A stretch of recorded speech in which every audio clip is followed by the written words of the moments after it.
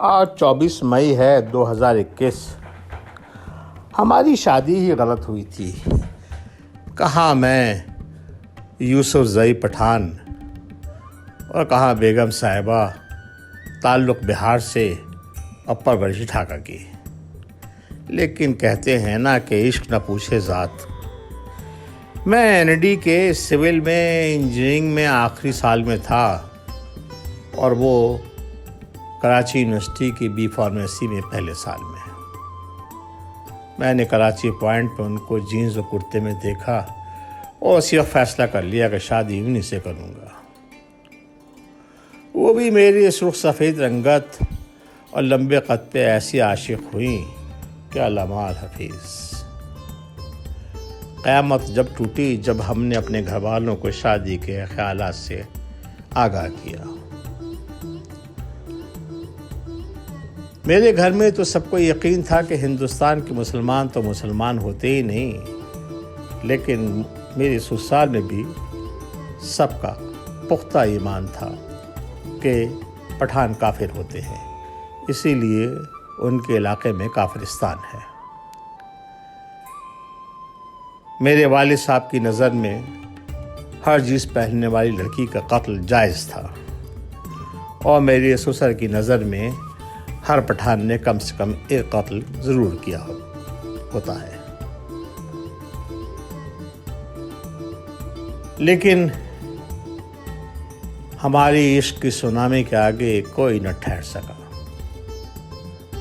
3-4 پانی پت کی جنگوں کے بعد ہم دونوں کے گھر والے ہار گئے اور انہوں نے فائدہ اسی میں سمجھا کہ ہم کو نکاح کے بعد 5 کلو چھوارے اور 3 جوڑے کپڑوں میں نکال دیا اور کہا کہ آئندہ اپنی شکل نہ دکھانا۔ مرتے کیا نہ کرتے، کورنگی میں ایک 80 گز کے پلاٹ پہ آ کے رہنے لگے۔ مجھے یقین ہو گیا کہ اگر دنیا میں جنت ہے تو اسی کورنگی میں 80 گز کے پلاٹ پر ہے۔ اور بیگم صاحبہ بھی اس بات کو مان گئیں کہ پٹھان میں کافر ہی نہیں فرشتے بھی ہوتے ہیں۔ 2-3 سال تو پتہ ہی نہیں چلا۔ ہاں، لیکن بچوں کی پیدائش کے بعد ہاتھ تنگ ہونے لگا۔ ہماری بیگم صاحبہ نے کی تو فارمیسی تھی، لیکن آپ کو پتہ ہے کہ بہاری ہر چیز میں کمزور ہو سکتا ہے، حساب کتاب میں نہیں۔ ایک دن انہوں نے غریب کے گھر کے نام کی ایک فلیٹ اسکیم میرے سامنے پیش کی اور مجھ سے پوچھ کے ایسی بیلنس شیٹ بنائی کہ میں بھی اشش کر اٹھا۔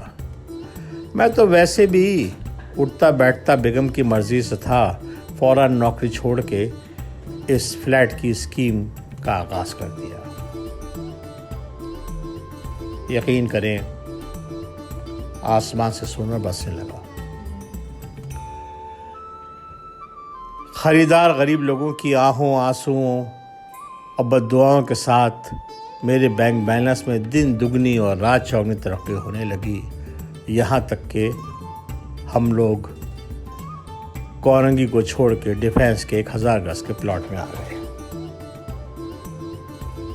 میری کسی بات بیگم صاحبہ کو اعتراض تھا تو وہ میرے گولف کھولنے پہ تھا۔ دنیا میں انہیں ایک ہی چیز سے نفرت تھی، وہ میری گولف کے شوق سے۔ کہتے ہیں کہ پاکستان میں کچھ راس آئے نہ آئے، بے ایمانی بڑی راس آتی ہے، لیکن میری بیگم صاحبہ کو تو کچھ زیادہ ہی راس آ گئی۔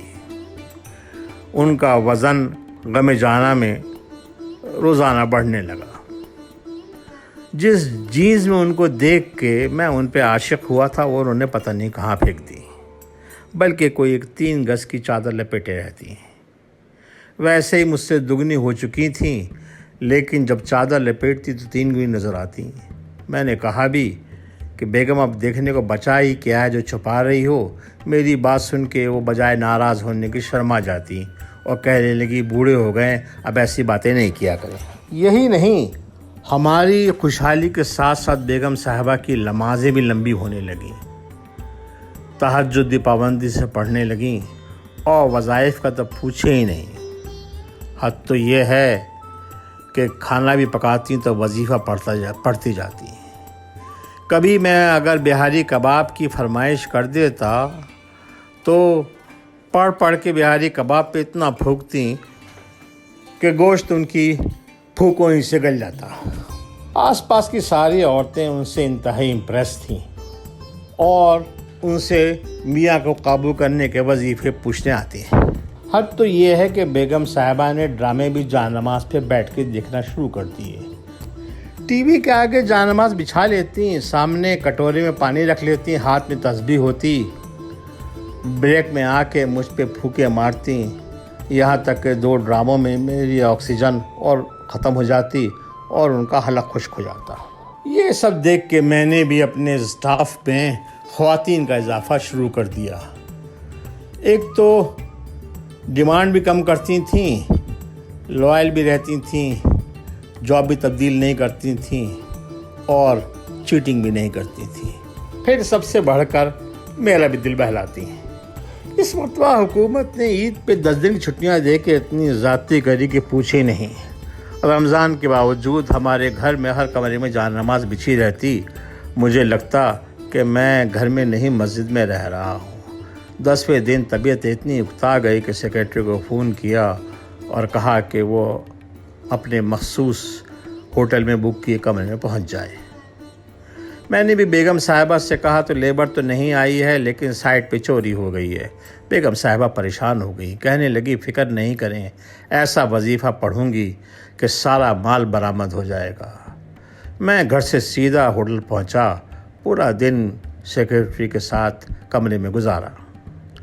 شام ڈھلنے لگی تو میں نے سیکرٹری کو کہا کہ میرے جوتے لے جاؤ اور سامنے لان میں جو گھاس لگی ہے اس پہ گھس کے لے آؤ. سیکرٹری حیران ہو گئی لیکن پوچھنے کی ہمت نہیں پڑی. رات لمبی ہو گئی تو وہ اپنی چھوٹی گاڑی پہ جو میں نے اسے ابھی خرید کے دی تھی گھر روانہ ہو گئی اور میں بھی اپنی لینڈ کروزر پر گھر آ گیا. پہنچتے ہی دیکھا کہ بیگم صاحبہ بے چینی سے دروازے پہ انتظار کر رہی ہیں. انتہائی فکر مندی سے پوچھا کہ کیا ہوا، میرے وظیفے نے کام کیا؟ میں نے کہا بیگم صاحبہ آپ کے وظیفے سے کون بچ سکتا ہے، سارا مال میں نے آدھے راستے میں پکڑ لیا. کہنے لگی وہ تو ٹھیک ہے لیکن اتنی دیر کہاں ہو گئی؟ میں نے کہا بیگم صاحبہ تھک گیا تھا، سیکرٹری کے ساتھ آرام کرنے کے لیے ایک ہوٹل میں چلا گیا، 4-5 گھنٹے کمرے میں آرام کر کے آ رہا ہوں. بیگم صاحبہ میری بات سن کے شرما گئیں لیکن فوراً ہی ان کی نظر میرے جوتے پہ پڑی اور کہنے لگیں کہ جھوٹ بولنے سے آپ باز نہیں آ سکتے، پھر دوبارہ گولف کھیل کے آ رہے ہیں نا. میں نے کتنی مرتبہ منع کیا ہے. میری سمجھ میں نہیں آتا کہ میرا وظیفہ ہر چیز پہ کام کرتا ہے لیکن اس گولف کے شوق پہ ناکام ہے. فکر نہ کریں، کل 1.25 لاکھ کا وظیفہ ایسا کھینچوں گی کہ آپ کو گولف کے نام سے نفرت ہو جائے گی. بہت شکریہ. نعمان.